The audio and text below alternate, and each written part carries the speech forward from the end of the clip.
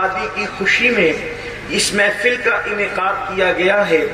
آپ اندازہ فرمائیں، آپ کے سامنے میں نے اس آیہ کریمہ کی تلاوت کی ہے، سورہ نساء کی پہلی آیہ کریمہ، جو عام طور پر خطبہ نکاح میں نکاح پڑھانے والا قاضی اس کی تلاوت کرتا ہے، اور اس کے ساتھ مزید 2 آیتیں ہمارے یہاں تلاوت کی جاتی ہے، اور اس کا آغاز بھی اس طرح ہوتا ہے، ایک آیہ کریمہ یا ایھا الذین آمنوا اتقوا اللہ حق تقاتہ، اور اس کے بعد پھر آگے اور تیسری آیہ کریمہ یا ایھا الذین آمنوا اتقوا اللہ وقولوا قولا سدیدا، اور پھر اس کے آگے آپ اندازہ فرمائیں کہ خطبہ نکاح ہو رہا ہے، نکاح کا خطبہ پڑھا جا رہا ہے، حالانکہ ایک عقل انسان سے یہ کہتی ہوئی نظر آتی ہے کہ نکاح کے فضائل پر کوئی آیت پڑھی جاتی، ایسا تو نہیں کہ قرآن مقدس میں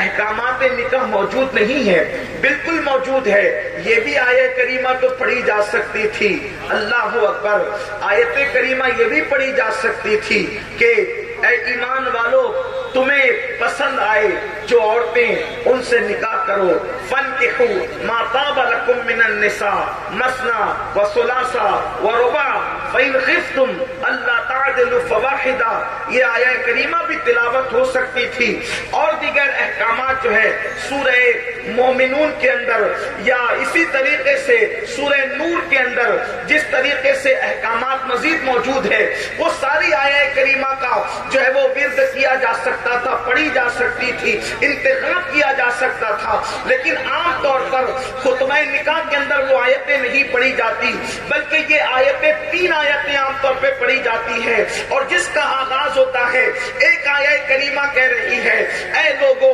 اللہ سے ڈرو، دوسری آیہ کریمہ کہہ رہی ہے اے ایمان والو اللہ سے ڈرو، تیسری آیہ کریمہ کہہ رہی ہے اے ایمان والو اللہ سے ڈرو۔ زیادہ تر خطبہ نکاح میں یہی 3 آیتیں پڑھی جاتی ہے، گویا کہ اشارہ مل رہا ہے اور بھی آیت کریمہ پڑھی جا سکتی تھی، اور بھی آیات کی تلاوت کی جا سکتی تھی، لیکن آیتیں 3 پڑھی جا رہی ہے، حالانکہ کوئی چوتھی پڑھے تو کوئی حکم نہیں، ایک بھی پڑھ دے تو بھی کوئی معاملہ نہیں، لیکن پڑھنے والے 3 ہی پڑھتے زیادہ تر، اللہ اکبر، کیا پتہ چل رہا ہے؟ 3 آیتیں پڑھی جا رہی ہے، تینوں کا تعلق ڈر سے ہے، تینوں کا تعلق خوف سے ہے، تینوں کا تعلق خشیت ربانی سے ہے۔ کیا پیغام مل رہا ہے؟ جس طریقے سے 3 آیتیں پڑھی جا رہی ہے، اشارہ مل رہا ہے انسان کی زندگی کے بھی 3 دور ہے، ایک شادی سے پہلے کا دور، ایک شادی کرتے وقت کا دور، ایک شادی کے بعد کا دور۔ آیتیں 3 پڑھی جا رہی ہے، اشارہ دیا جا رہا ہے اے ایمان والو، شادی سے پہلے بھی ڈرتے رہنا، شادی کے وقت بھی اللہ سے ڈرتے رہنا، شادی کے بعد بھی اللہ سے ڈرتے رہنا، اللہ اکبر۔ شادی سے پہلے تمہارے وجود پر خشیت ربانی کا پیرا ہو، شادی کرتے وقت بھی خشیت ربانی کا پیرا ہو، شادی کے بعد بھی خشیت ربانی کا پیرا ہو، اللہ اکبر۔ آئیے پہلے ایک بات آپ سے عرض کروں، یہ خشیت کیا ہے، اللہ کا خوف کیا ہے؟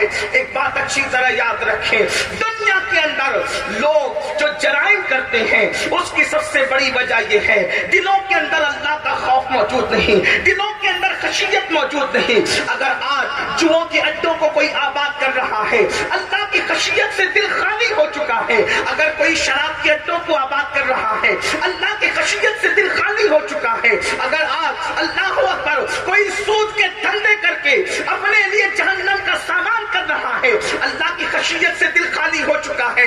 یاد رکھنا، سارے جرائم کی جڑ یہ ہے اللہ کی خشیت کا دل میں نہ ہونا۔ اور ایک بات آپ کو بتا دوں، اللہ اکبر، ہمارے یہاں عالم اس کو نہیں کہتے جو کسی بہت بڑے مدرسے کی سند لے کر آئے، بلکہ ہمارے یہاں عالم اس کو کہتے ہیں جو جتنا زیادہ اللہ سے ڈرتا ہے وہ اتنا بڑا عالم ہوا کرتا ہے، اس لیے کہ قرآن کہتا ہے انما یخشی اللہ من عبادہ العلماء، اللہ کے بندوں میں اللہ سے ڈرنے والے علماء ہی ہیں۔ اگر عالم اللہ سے ڈرتا تو پھر فرقہ کیوں بناتا؟ اشرف علی بھی عالم کہلا رہا ہے، احمد رضا بھی عالم کہلا رہے ہیں، وہ فرقے پیدا کر رہا ہے۔ یہ پیغام اتحادیوں دیتے ہیں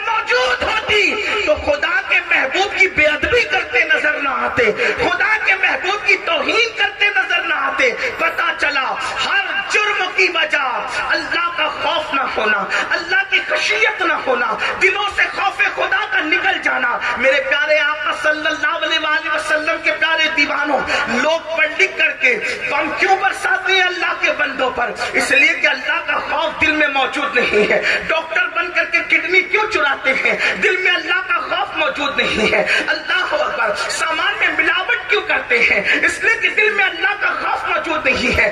پتا چلا جس دل میں خشیت ربانی بس جاتی ہے، جس دل میں اللہ کا خوف بس جاتا ہے، پھر وہ بندہ فرشتوں سے آگے نکلتا ہوا نظر آتا ہے. میرے آقا صلی اللہ علیہ وآلہ وسلم کے دیوانوں، اسی لیے تو میرے آقا مصطفیٰ کریم رؤوف الرحیم صلی اللہ علیہ وآلہ وسلم ارشاد فرماتے ہیں، جب کوئی اللہ کے خوف سے کانپتا ہے تو اس کے گناہ ایسے جھڑتے ہیں جیسے پتجھڑ کے موسم میں درخت سے پتے جھڑتے ہیں. اگر کوئی اللہ کے خوف سے روتا ہے اور اس کی آنکھ سے مکھی کے سر کے برابر آنسو نکل جاتا ہے، اللہ اس کے سر پر، اللہ رب العزت اس کے وجود پر، اس کے چہرے پر جہنم کی آگ کو حرام فرما دیتا ہے. پتا چلا اللہ کا خوف ضروری ہے سدھرنے کے لیے، سدھارنے کے لیے.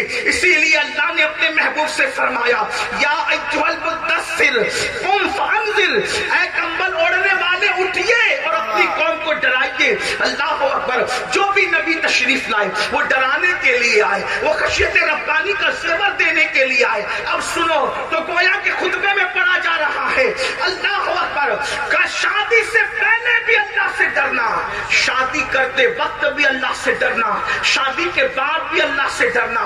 اب کیا پتا چلا شادی سے پہلے ڈرنے کا مطلب کیا؟ مثال کے طور پر اگر کوئی بندہ بالغ ہو جائے یا کوئی بچی بالغ ہو جائے اور اس کے بعد اللہ اکبر جوانی کی دہلیز پر قدم رکھے، اب ہوتا کیا ہے، جوانی لاابالی ہوتی ہے، جوانی دیوانی ہوتی ہے، جوانی کے اندر ٹھہراؤ نہیں ہوتا، جوانی کے اندر جذباتیت ہوتی ہے، جوانی کے اندر بہاؤ ہوتا ہے، جوانی کے اندر اللہ اکبر چلبلا پن ہوتا ہے، جوانی کے اندر آنے والے حالات پر جو ہے وہ نظر نہیں ہوتی، سوچ میں گہرائی نہیں ہوتی، سوچ میں گہرائی نہیں ہوتی. انسان نتیجے سے بے خبر ہو کر کے اپنی ساری خواہشات کو عملی جامہ پہنانے کی کوشش کرتا ہے. تو بتایا جا رہا ہے شادی سے پہلے بھی اللہ سے ڈرتے رہنا. مطلب کیا؟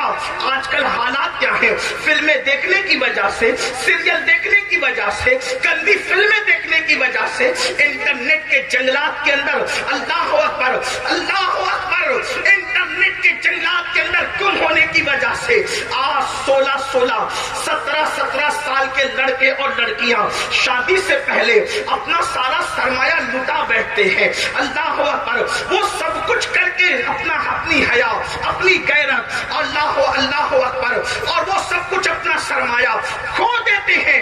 اللہ اکبر. پھر جب شادی ہوتی ہے تو شادی کے بعد ان کو وہ لذت نہیں ملتی، شادی کے بعد ان کو وہ زندگی نہیں ملتی، شادی کے بعد ان کو وہ خوشی نہیں ملتی. مطلب کیا؟ فلموں نے، سیریلوں نے، ناولوں نے، گندی فلموں نے، انٹرنیٹ کے جنگلات نے لوگوں کو اتنی آوارگی کی راہ پہ ڈال دیا. چھوٹی عمر میں لڑکے اور لڑکیاں، سب نہیں بلکہ کچھ کی بات کر رہا ہوں، لیکن چونکہ بات ہوتی ہے تو پھر بات کے طور پر ہوتی ہے. میں یہ نہیں کہتا کہ میری قوم بگڑ گئی، واللہ ہرگز نہیں.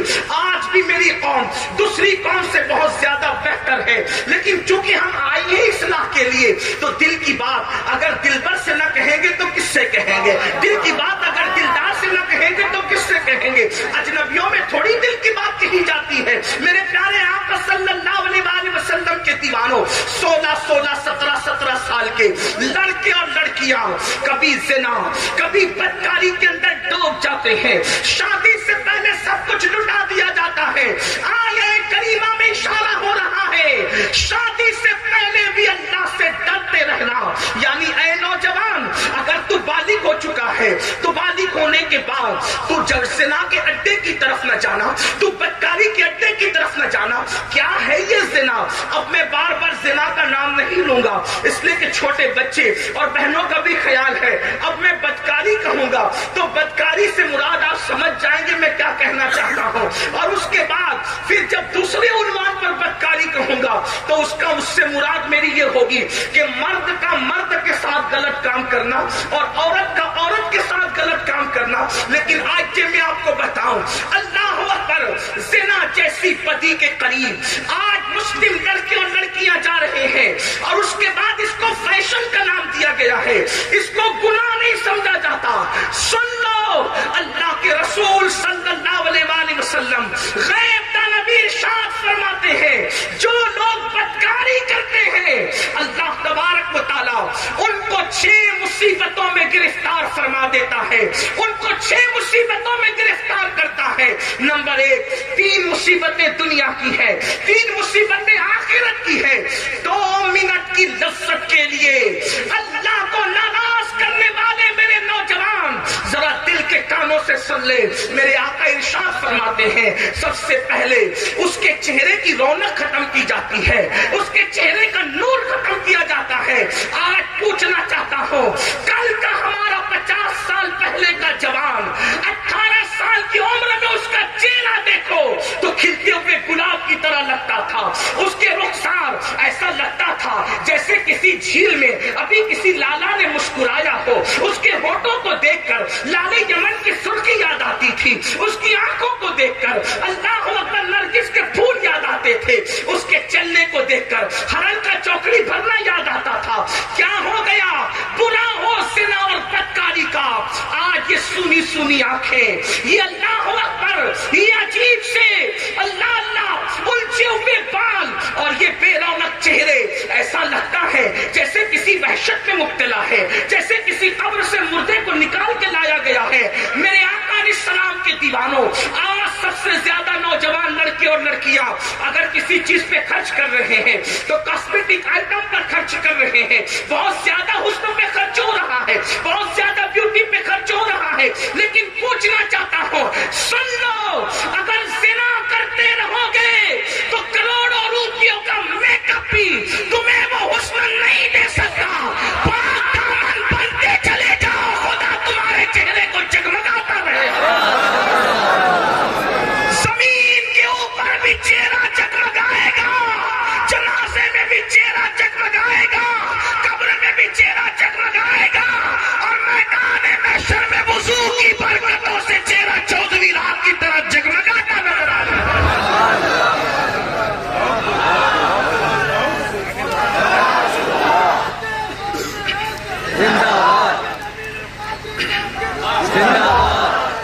خوبصورت بننے کا خواب دیکھنے والوں، اچھے صابن خوبصورت نہیں بناتے، اچھے کریم خوبصورت نہیں بناتے، قیمتی اور مہنگے فیس واش خوبصورت نہیں بناتے، بلکہ فیس واش کتنا بھی استعمال کرو کچھ نہیں ہوگا۔ نگاہوں کے اندر حیا پیدا کرو، اس طرح سے جیسے قرآن کہتا ہے قُلْ لِلْمُؤْمِنِينَ يَغُضُّ مِنْ أَبْصَارِهِمْ، اے میرے محبوب مومنوں سے فرما دے کہ وہ نگاہوں کو نیچی رکھیں، اپنی نگاہوں پر حیا کا پہنا بٹھا کے دیکھ، اللہ تیری آنکھوں میں بھی چمک دے گا، تیرے چہرے پر بھی چمک عطا فرمائے گا۔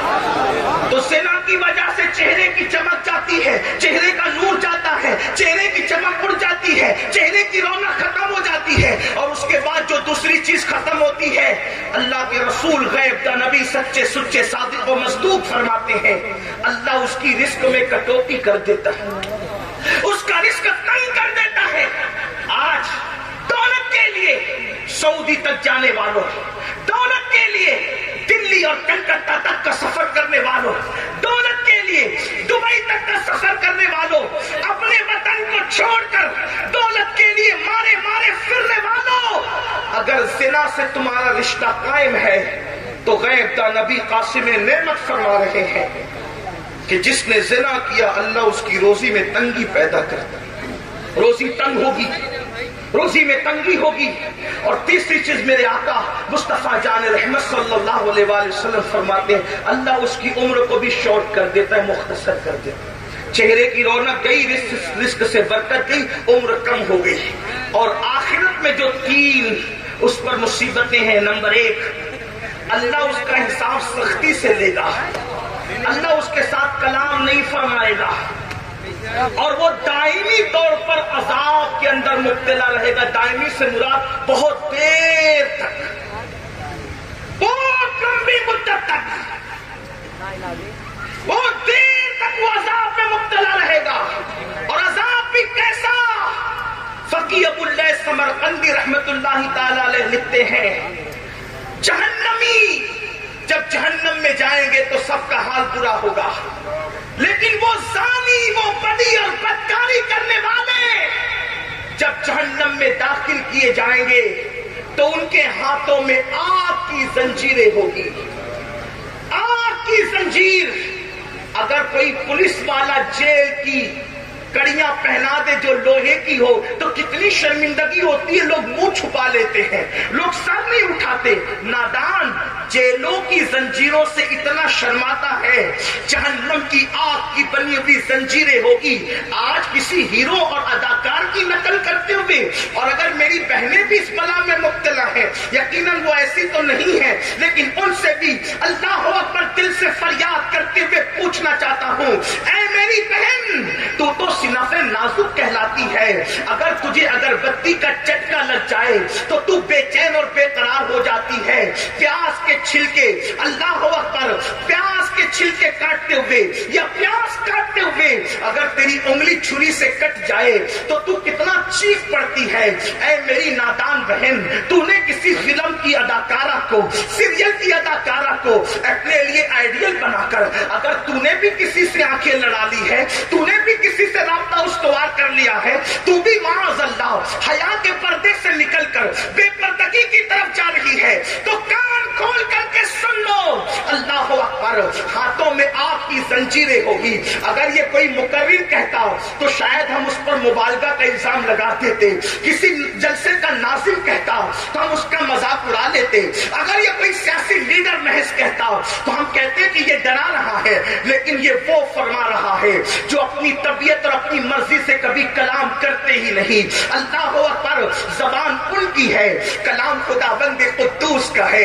اللہ اکبر، جس نے اپنی طبیعت سے کبھی کچھ کہا ہی نہیں، میرے آقا، وہ زبان جس کو سب کن کی کنجی کہے، اس کی نافذ حکومت پہ لاکھوں سلام، وہ دہن جس کی ہر بات وحی خدا، چشمہ علم و حکمت پہ لاکھوں سلام۔ مسلمانوں تمہیں ڈر نہیں لگتا؟ اے میری قوم کے جوانوں، اپنے نازک سے وجود پر تمہیں رحم نہیں آتا؟ او نادان، دوسروں سے نفرت کرتے کرتے کیا تمہیں اپنے جسم سے بھی محبت نہیں؟ مئی کی گرمی کی تپش برداشت نہیں کر سکتے؟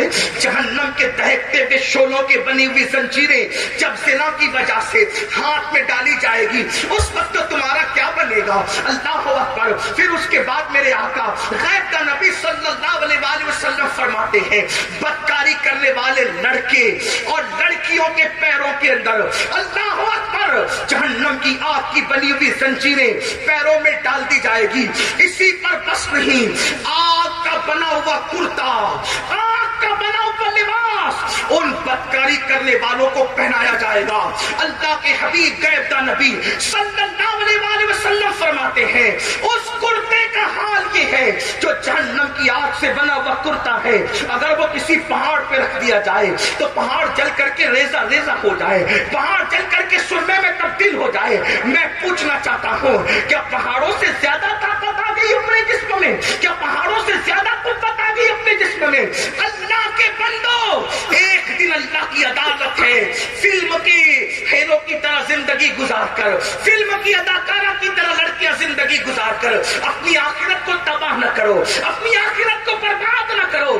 نکاح سے پہلے بھی اللہ سے ڈرتے رہو۔ اللہ اکبر، یہ حال ہوگا۔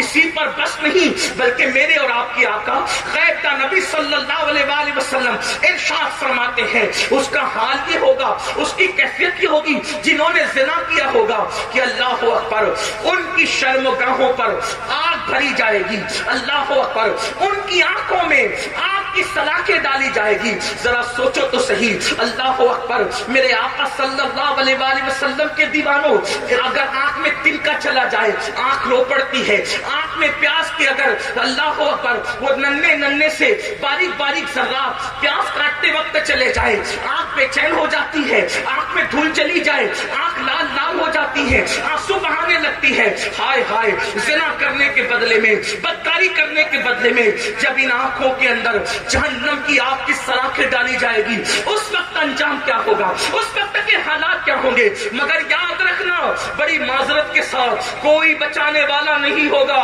قرآن کہتا ہے، اِنَّ عَذَابَ رَبِّكَ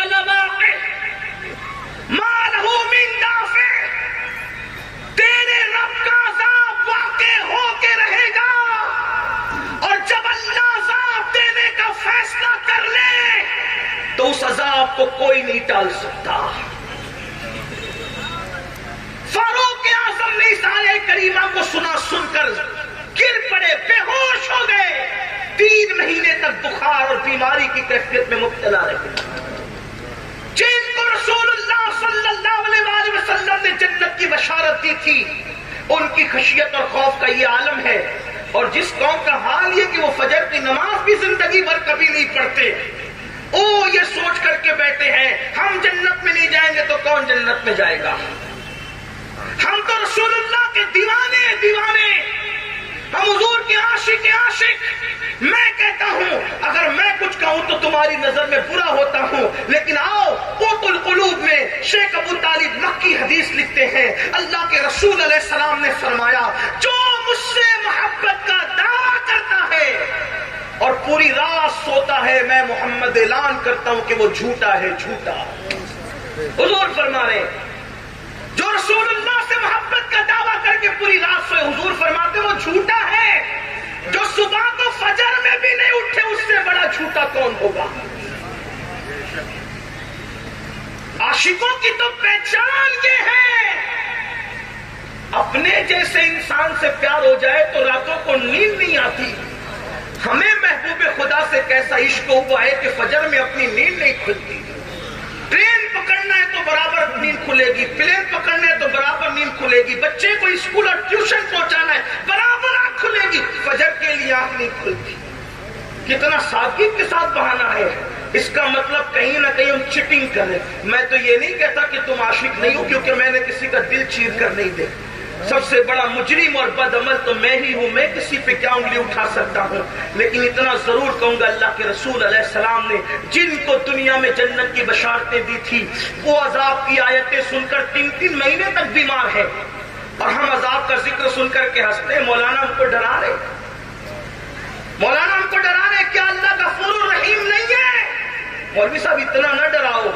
یہاں مجھے امام المتکلمین علامہ نقی علی خان علیہ رحمہ کا ایک جملہ بہت اچھا یاد آتا ہے۔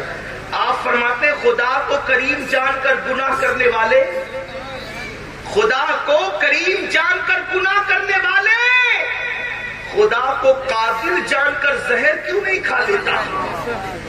جیسے وہ کریم ہے تیرے گناہ پر تجھے جنت دے سکتا ہے، ویسے وہ قادر بھی تو ہے، زہر پر تجھے زندگی بھی دے سکتا ہے، لیکن تو نے خدا کو قادر جان کر کبھی زہر نہیں کھایا اور خدا کو کریم جان کر تو گناہ کر رہا ہے۔ اس کا مطلب اس کی صفت رحیمی کا تو کتنا مذاق اڑا رہا ہے، اس کی صفت عفو کا تو کتنا مذاق اڑا رہا ہے۔ سن لو، اللہ کی محبت جس کے دل میں جتنی زیادہ ہوگی وہ اتنا زیادہ اللہ سے ڈرے گا، اس کے دل میں اللہ کا خوف اتنا زیادہ ہوگا، تو ڈر نہیں لگتا۔ وہ جہنم کے دہکتے ہوئے شعلے، اللہ کے رسول فرماتے آنکھوں کے اندر آنکھ کی سلاخیں ڈالی جائے گی، یہ کہ تو زنا کرتا تھا۔ بعض تو ایسے بھی بدماش وہاں ہوں گے، اللہ حدیث پاک میں آتا ہے کہیں گے مولا میں نے کوئی گناہ نہیں کیا، اللہ فرمائے گا اس کی زبان کو چپ کرو۔ قرآن کہتا ہے وَتُكَلِّمُنَا أَيْدِيهِمْ وَتَشْهَدُ أَرْجُلُهُمْ بِمَا كَانُوا يَكْسِبُونَ، زبان چپ کر دی جائے گی اور کلام کریں گے اس کے اعضاء۔ پھر ہاتھ کہے گا مولا میں نے تو حرام پکڑا تھا، پیر کہے گا مولا میں حرام کی طرف چل کر گیا تھا، ران کہے گی میں نے زنا کیا تھا، آنکھ کہے گی میں نے پاپ کیا تھا۔ اللہ فرمائے گا فرشتے، 2 فرشتے، ایک فرشتہ کہے گا میں نے لکھا تھا، میں نے سنا تھا، اللہ فرمائے گا بندے میں تیرا ہر گناہ جانتا تھا لیکن میں نے پردہ پوشی کی تھی۔ زمین کہے گی میں نے تو دیکھا تھا، اللہ فرمائے گا اس نے میری پردہ پوشیوں کے باوجود توبہ نہیں کی، اس کو منہ کے بل گھسیٹتے ہوئے جہنم میں لے جاتا۔ اس وقت ناکامیوں کا کیا حال ہوگا؟ اور قوموں کی طرح ہم نہیں ہیں۔ یہ تو زنا کی بات ہوئی، دوسری بدکاری جو قوم لوط کا عمل لوگ کرتے وہ تو اور اس سے برا ہے عذاب کے اعتبار سے۔ اللہ کے رسول صلی اللہ علیہ وآلہ وسلم ارشاد فرماتے ہیں جب کوئی مرد کے ساتھ بدی کرتا ہے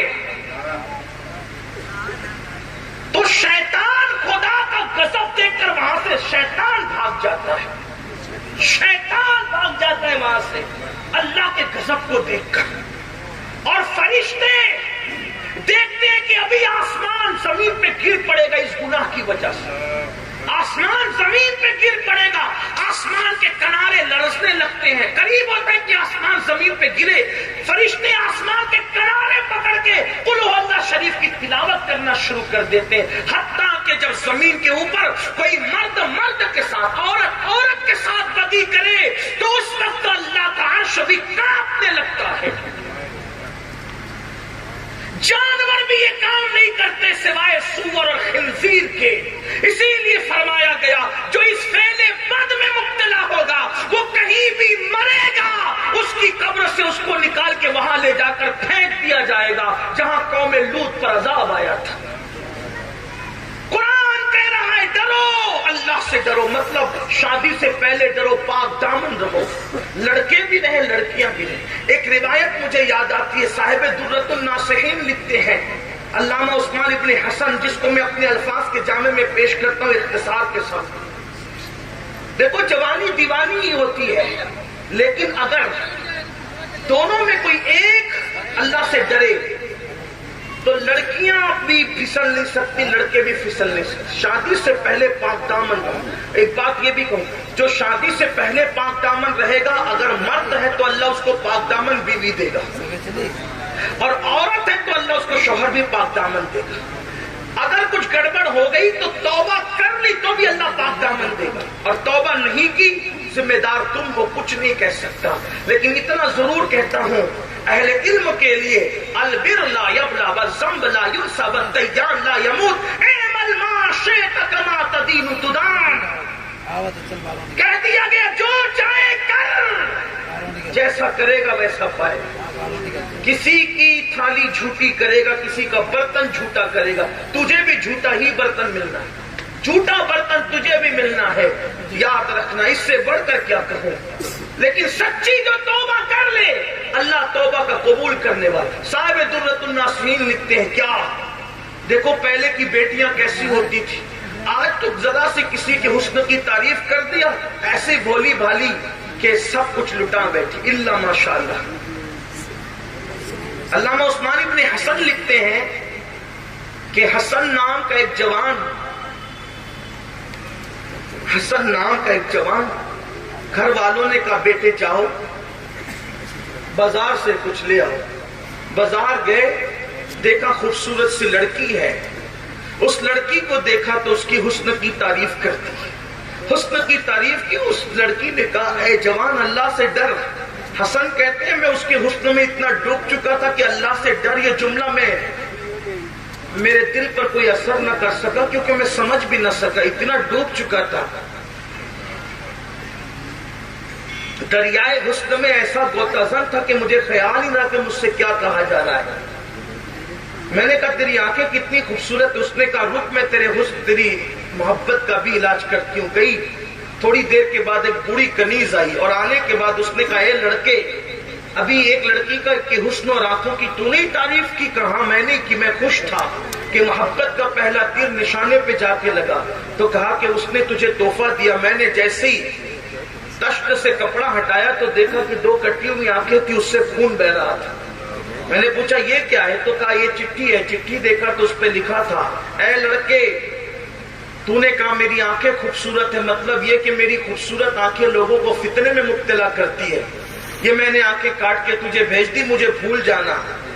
میں اندھی بن کے رہ تو سکتی ہوں لیکن پاپی بن کے نہیں رہ سکتی، یہ آنکھیں اٹھا جا، اب مجھے کبھی یاد نہ کرنا۔ حسن کہتے ہیں میں رونے لگا، یا اللہ میرے ایک فکرے نے، میرے دو فکروں نے کسی کو اندھا کر دیا، کسی کی زندگی ویران کر دی۔ اب اتنی خوبصورت لڑکی اندھی ہو گئی، اس کے ساتھ کون رشتہ کرے گا، کون نکاح کرے گا؟ ایسے میں یہ سوچتے ہوئے گھر آیا، روتا رہا۔ روتے روتے خیال آیا حسن یہ کیسی توبہ ہے کہ دل دکھاؤ بندوں کا، معافی مانگو اللہ سے، یہ کیسی توبہ ہے؟ توبہ تو یہ ہے کہ اللہ سے معافی بھی مانگ، جس کا دل دکھایا، جس کا نقصان کیا اس سے بھی معافی مانگ۔ میں اس کے گھر کی طرف گیا تو دیکھا جنازہ اٹھ رہا تھا، لوگ سوگوار تھے، لوگ غم میں ڈوبے تھے۔ میں نے پوچھا کس کا جنازہ ہے؟ تو کہا یہ کسی بزرگ کا نہیں، یہ قوم کی باغیرت بیٹی کا جنازہ ہے۔ سنا کسی منچلے نے اس کے حسن کی تعریف کر دی، اس نے غیرت میں آ کر کے آنکھ کاٹ کر کے بھیج دیا اس کو۔ آنکھ کاٹ کر دے تو دیا جذبات میں، لیکن برداشت نہ کر سکی، دن بھر تڑپتی رہی، رات بھر تڑپتی رہی، حتیٰ کہ رات کے آخری پہر میں جان دے دی، دم توڑ دیا، اسی بیٹی کا جنازہ اٹھا۔ حسن کہتے ہیں کہ حسن تیرے فکروں نے کسی کی آنکھ نہیں کسی کی جان لے لی۔ اس دن حسن نے عہد کیا، مولا توبہ کرتا ہوں، آج کے بعد کوئی لڑکی تو لڑکی، کسی لڑکے پر بھی میں جان بوجھ کر نظر بھر کے نظر نہ ڈالوں۔ اور جب توبہ کی تو پھر توبہ کے بعد مولا علی جیسا پیر، استاد اور مربی نصیب ہوا، اور پھر اسی ہستی کو لوگوں نے سیدنا امام حسن بصری کے نام سے جانا۔ عثمان ابن حسن نے کہاں تک انصاف کیا میں نہیں جانتا، لیکن ان پر اعتماد کرتے میں نے یہ بات آپ کے سامنے پیش کی۔ قوم کی بیٹیاں کل تک اتنی باغیرت تھی کہ کسی بیٹی کی استقامت کسی جوان کو ولایت کی منزل تک لے جانے کے لیے کافی ہو رہی تھی۔ اور آج کی بیٹیوں کو کیا ہو گیا؟ کوچنگ میں جا رہی بے پردہ، کالجوں میں جا رہی بے پردہ، ڈگریاں لینے کے لیے بے پردہ۔ میں نے کہا آگ لگے ایسی ڈگری کو، آگ لگے ایسی ترقی کو جو اسلامی غیرت اور حمیت کی قربانی دینے کے بعد ملے۔ ساری ڈگریاں بعد میں ہیں، رسول اللہ کی وفا کی ڈگری پہلے ہے، حیا پہلے ہے، غیرت پہلے ہے۔ بلکہ میں تو مسلمانوں سے کہتا ہوں، اگر تمہاری بیٹیاں بے پردہ ہو کر تعلیم حاصل کرے تو تمہیں شرم نہیں آتی؟ جتنا عرس میں تم قوالوں پہ لٹا دیتے ہو، اگر اتنی رقمیں بچا لو، جو اپنے بچوں کی شادیوں میں تم منگنی پر فضول خرچیاں کرتے ہو، 10 لاکھ کے کوئی حیدرآباد میں، کوئی دلی میں، کوئی بنگلور میں، کہاں 10 15 لاکھ کے صرف ہال کرتے ہیں۔ کاش کہ اگر یہ رقمیں بچ جائیں، عرس کی فضول خرچی، شادیوں کی فضول خرچی، ساتھ ہی ساتھ ایک اور ایڈ کر لے مجھے معاف کرتے ہوئے، چونکہ میں علیمیہ کے دامن میں کھڑے ہو کر کے مبلغ اسلام کے لگائے ہوئے درخت کے نیچے گفتگو کر رہا ہوں، مجھے یقین ہے حق بات کی تائید کی جائے گی، مجھے روکا ٹوکا نہیں جائے گا۔ اب میں کہتا ہوں عرس کی فضول خرچی بھی ختم ہو اور شادیاں کی فضول خرچی بھی ختم ہو، لیکن جلسوں کی فضول خرچیاں بھی ختم ہو اور اس کو تعلیمی اداروں پر لگایا جائے۔ اگر ایسا ہو گیا تو میں کہتا ہوں علیمیہ جیسے ایک نہیں، ہندوستان میں سینکڑوں اداروں کی بہاریں نظر آئے۔ نعرہ تکبیر، نعرہ رسالت، اصلاح معاشرہ کانفرنس، اولاد غوث اعظم، اولاد غوث اعظم، عشق محبت، عشق محبت، عشق محبت، عشق محبت، نعرہ تکبیر، نعرہ رسالت معاشرہ۔ مجھے پتا ہے میرے جیسا آدمی عرس اور شادی پر تو بول جاتا ہے، جلسے پہ اس لیے نہیں بولتا کہ جلسے سے میرا تعلق ہے، لیکن یاد رکھنا اگر ہم نے جلسوں کی فضول خرچی پہلے ختم نہیں کی تو شادی اور عرس کی فضول خرچی کبھی ختم نہیں ہو سکتی۔ اس لیے کہ جلسے میں بولنے والا باعمل نہیں ہوگا، جب وہ خود کہے گا کہ مجھے جب تک 50,000 میرے اکاؤنٹ میں نہیں ڈالو گے میں نہیں آؤں گا، تو دین بیچنے والوں نے پھر انقلاب کون سا بپا کرنا؟ انقلاب تو مبلغ اسلام عبدالعلیم جیسے بے نفس لوگوں سے آتا ہے، انقلاب تو قائد اہل سنت شاہ احمد نورانی جیسے لوگوں سے آتا ہے کہ پوری دنیا میں گھومتے رہے مگر خود کا گھر بھی نہ کر سکے، اس لیے کہ جانتے تھے اللہ پر چڑیا کوے گھونسلے بناتے ہیں، عقاب کبھی گھونسلہ نہیں بناتا، نہیں تیرا نشیمن قصر سلطانی کے گنبد پر دشائی ہے بشیرہ کر پہاڑوں کی چٹان۔ نعرہ تکبیر، نعرہ رسالت، اولاد غوث اعظم، اولاد غوث اعظم، نعرہ تکبیر، نعرہ رسالت۔ یہ مطلب مراد نہ لیا جائے کہ جو علماء اور خطبہ گھروں میں رہتے وہ کوئی چڑیا کوے ایسا ہرگز مفہوم مخالف مراد نہ لیا کرے، لیکن اگر دین بیچ کر کے گھر بنانا پڑے تو پھر وہ چڑیے کبو کا کام ہے. ہاں لیکن اگر قدرت عطا کر دے تو پھر بات دوسری ہے. ہاں مگر دیکھو عبدالعلیم صدیقی کا نتیجہ بتا رہا ہے مبلغ اسلام کا کہ زمین پہ خود کا گھر نہیں بنایا، پھر آخری میں خدا نے کیسا قیامت تک کے لیے ٹھکانہ عطا کر دیا کہ اگر آج مجھ سے کوئی پوچھے کہ المبلغ اسلام کہاں ہے تو میں کہوں گا کسی کے بارے میں یقین سے نہیں کہہ سکتا، لیکن جو جنت البقیع میں سو رہے ان کے لیے تو کہہ سکتا ہوں کہ وہ جنت میں ابھی بھی جب ماں کے قدموں میں جنت ہے تو رسول کے قدموں کا عالم پورا بقیع نبی کے قدموں میں رسول اللہ کے قدموں. یہ صلہ وفاؤں کا ان کو ملتا ہے جو خلوص کے ساتھ. تو میری گزارش ہے کہ جلسوں کی فضول خرچی بھی بند کی جائے. کوئی ضروری نہیں ہے کہ اتنی دور سے مین القادری ہی کو بلایا جائے.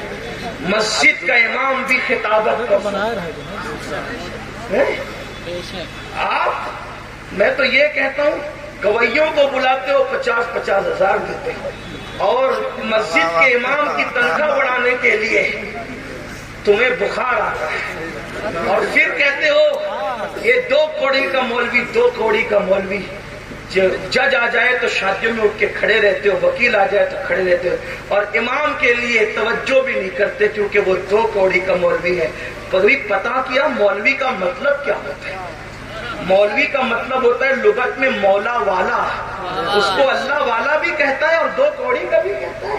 جو اللہ والا ہوگا وہ 2 کوڑی کا کیسے ہوگا؟ میں تو لوگوں سے کہتا ہوں غصے میں تو نہیں آتا، لیکن یہاں مجھے غصہ آتا ہے کہ تیری ماں تیرے باپ پہ حلال نہ ہوئی ہوتی اگر اس مولوی نے ایجاب و قبول کرانے کا احسان نہ کیا ہوتا. تیرا باپ قبر میں سکون سے سونے کے قابل نہ ہوا ہوتا اگر اسی مولوی نے نماز جنازہ نہ پڑھائی. اتنے افسوس کی بات ہے. 4-6 چنندہ شعر سننے کے لیے ہم 50-50 ہزار دیتے ہیں، لیکن مہینے بھر محنت کرنے والے فجر وہی، ظہر وہی، عصر وہی، مغرب وہی، مکتب وہی، اذان بچوں کے کان میں وہی، جنازہ وہی.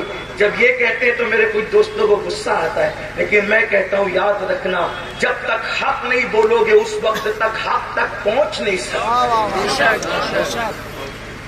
تو شادی کی فضول خرچی بھی ختم ہو. اور جہاں تک عرس سے کچھ لوگ کہتے ہیں عرس کے مخالف ہے، واللہ کبھی نہیں. عرس ہم سننے ہی کا مقدر ہے، لیکن جتنا غوث پاک نے کیا، غریب نواز نے کیا، محبوب الہی نے کیا، مخدوم اشرف ہمارے مخدوم سمنانی نے کیا، جو باتیں ہمارے بزرگوں نے روا رکھی بس وہ ہے. بعد میں جو تم ایڈ کر رہے ہو سوائے مذاق بننے کے کچھ اور نہیں. اس لیے کہ اللہ والوں کی محبت جتنا وہ لوگ جانتے تھے اتنا ہم نہیں جانتے. اس لیے میری گزارش ہے کہ جلسوں کی بھی میں تو دیکھتا ہوں کہ ابھی یہاں تو دیکھ رہا ہوں بہت اچھی بات ہے، پتہ شاید ایسا ہی ہو جیسا دیکھ رہا ہوں، ورنہ ایک جلسے میں ایسا ہوتا ہے کمیٹی کے اگر 100 لوگ ہیں تو 100 کے 100 لوگ خطیب کو ہار پہنائیں. اگر ایک ہار 50 روپے کا بھی ہوا تو 100 لوگوں نے جو ہار ایک خطیب کو پہنائے کتنے ہو گئے؟ اور محلے کے اندر ابھی بھی کوئی بیوہ ایسی ہے کہ جس کو اوڑھنے کے لیے پھٹے دوپٹے کے سوا کچھ نہیں ہے نا؟ حدیث پاک میں آتا ہے کہ جب یتیم اور بیوہ آہ بھرتے ہیں تو اللہ کا عرش کانپنے لگتا ہے. میرے عزیز میرے بھائیوں، ہمیں تعلیم کے نام پر آگے بڑھنے کی بہت ضرورت ہے. لوگ کہتے ہیں ہم اپنے کالجوں میں تمہاری بیٹیاں نہیں پڑھائیں گے. آپ یہ کہیے ہم اتنے کیپیبل ہو چکے ہیں الحمدللہ کہ ہم اپنی بیٹیوں کو دوسروں کے یہاں بھیجیں گے نہیں انشاءاللہ، لیکن ہمیں اس پر پلان کرنا ہوگا. اور لوگ کہتے ہیں مسلمانوں کے پاس مال نہیں ہے، میں کہتا ہوں واللہ ہرگز نہیں. سنی قوم کے پاس تو اللہ نے دیا بھی ہے. اور ایک بات یہ کہتا ہوں، سنی قوم جتنا قربانی دینے کا جذبہ رکھتی ہے اتنا کسی قوم کے اندر جذبہ نہیں ہے. بس بات اتنی ہے اب لینے والوں کی دیانت داری پر ہے کہ لینے والے دیانت داری کے ساتھ خرچ کہاں کرتے ہیں. بس بات اتنی ہے.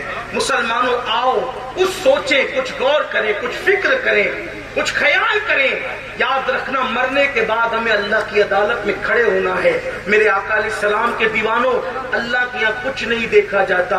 مجرم کوئی بھی ہو، میں یہ پھر کہہ رہا ہوں علیمیا کے لگے ہوئے اس درخت کے سائے میں کہہ رہا ہوں، اگر نبی کا بیٹا بھی مجرم ہوتا ہے اللہ اس کو جرائم کی سزا یہ دیتا ہے کہ صرف ہفتے کے دن نبی کے بیٹوں نے، میں تشریح کے ساتھ بات کروں، سنیچر کے دن نبی کے بیٹوں نے مچھلی کا شکار کیا اللہ کے منع کرنے کے بعد بھی اللہ نے ان کے منہ سور اور بندر کی طرح کر کے بتا دیا کہ اگر نبی کا بیٹا بھی مجرم ہوگا تو ہم سزا دیں گے۔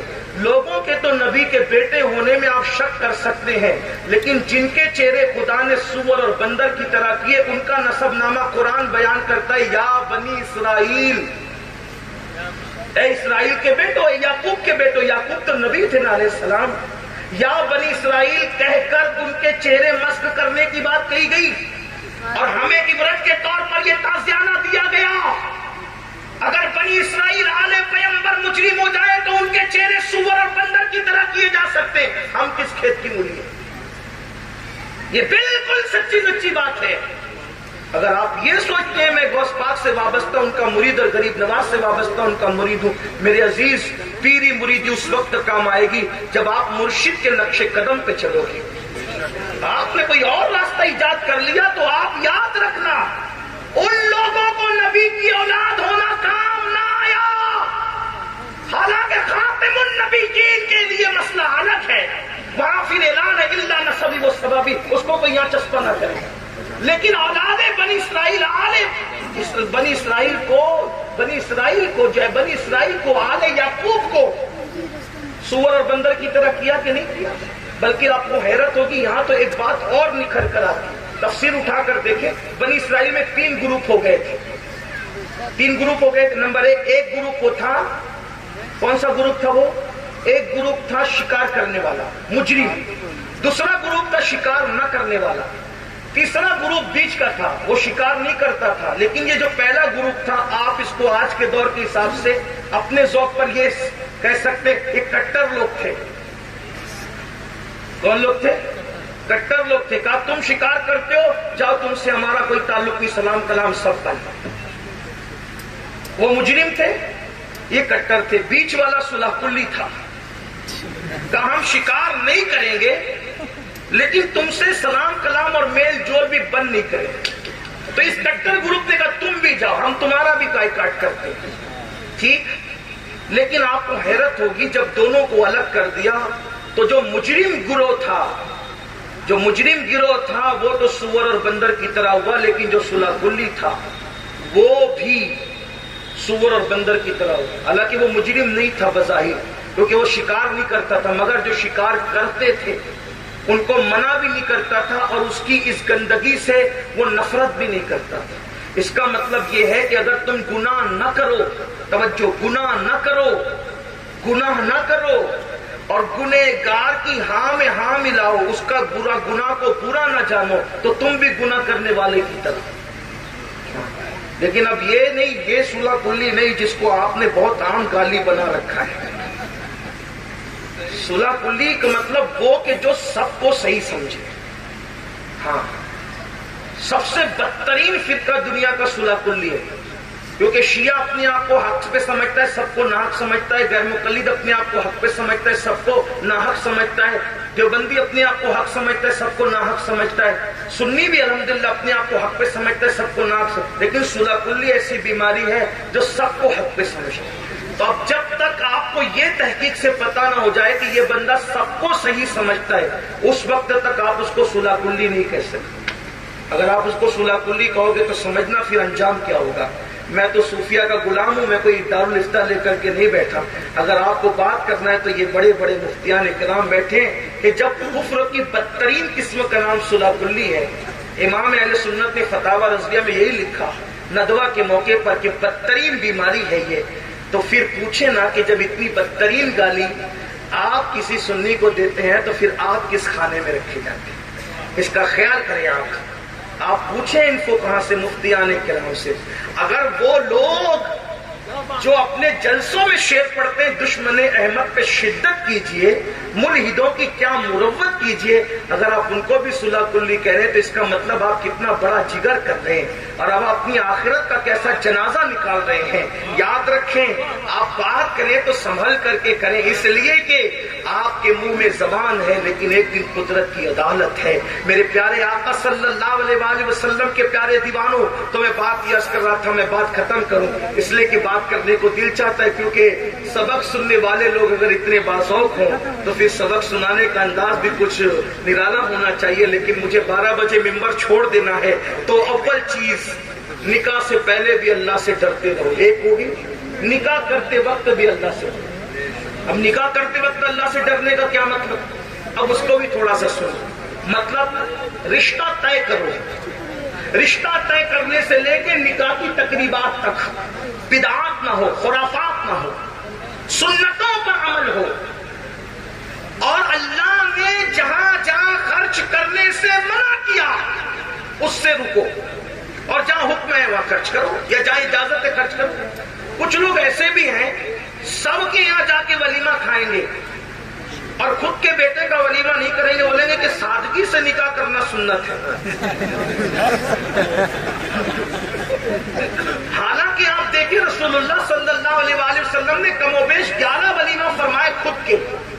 کوئی ولیمہ پنیر پر بھی فرمایا، کوئی ولیمہ ستو پہ بھی فرمایا، کوئی ولیمہ کھجور پر بھی فرمایا، لیکن جب حضرت زینب کے ساتھ نکاح ہوا آسمانوں پر، جب ولیمہ فرمایا تو پھر بکری ذبح کر کے بکری کا سالن اور روٹی بنائی، اور پھر پورے مدینے کے صحابہ کو بلا کر کے کھلایا۔ اب گویا کہ بتایا تیرے حالات جیسے ہو اس کے مطابق ولیمہ کر۔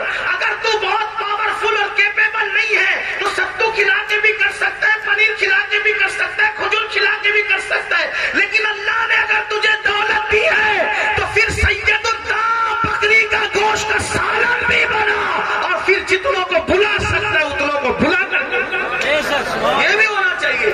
ورنہ لوگ کیا کرتے ہیں؟ دراصل معذرت کے ساتھ یہ ہے کہ بدعقیدوں نے بہت دین کی شکل بگاڑی۔ وہ تو کہتے ہی ہیں بیچارے کہ رسول اللہ بہت غریب تھے بیچارے، وہ اسی لیے پیٹ میں پتھر باندھتے تھے۔ ان بیچاروں کو کیا سمجھ میں آتا ہے؟ جو بیچارہ ان کو کہتے ہیں جو سارے بیچاروں کا چارہ ہے۔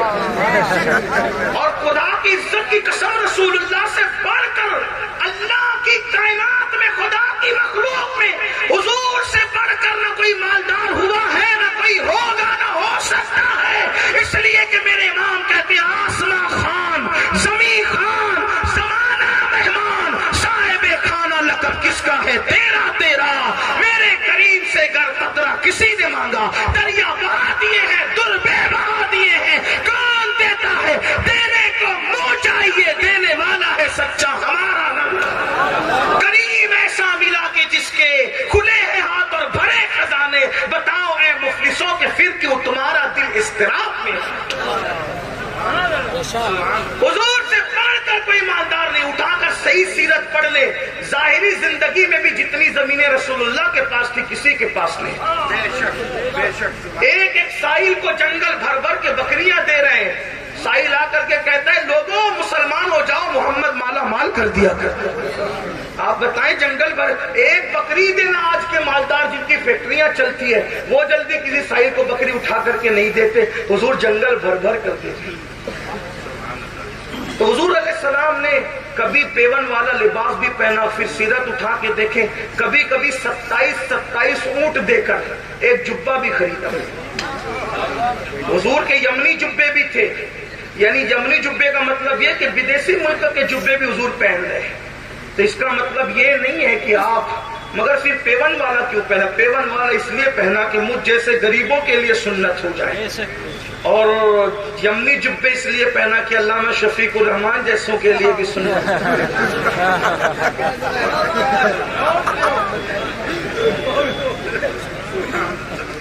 بھائی میری غربت پر سنت کا پردہ ڈال دیا۔ امین القادری پھٹا ہوا پہن کے آئے تو کوئی غربت کا مذاق نہ اڑائے، بلکہ کہتے تھے وہ کتنا پیارا بندہ ہے، محبوب کی سنت پہ عمل کر رہا ہے۔ اور علامہ شفیق الرحمان قیمتی پہن کے آئے تو کوئی مغرور